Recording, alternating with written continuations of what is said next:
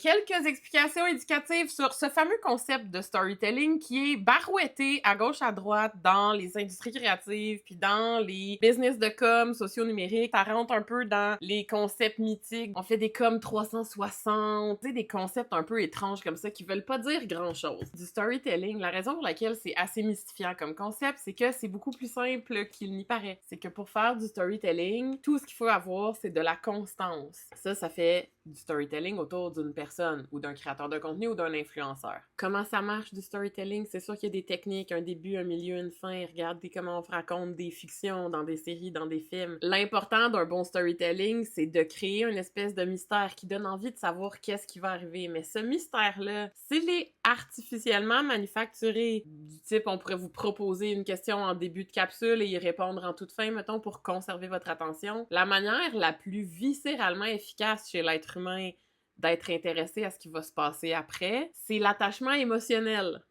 Pensez à vos amis, votre famille, vous voulez vous faire raconter ce qui s'est passé dans leur semaine parce que vous êtes attaché à ces gens-là, parce que vous les connaissez, parce que dans le temps, vous avez développé un attachement pour cette personne-là. C'est la même chose pour les créateurs de contenu, c'est la même chose pour les pièces de contenu. Et cet attachement-là, il se passe de multiples manières dans la mobilisation d'émotions avant tout, mais sans que ce soit fait nécessairement artificiellement. Ça peut être fait très, très organiquement, comme je vous disais, en maintenant une présence en ligne dans le temps.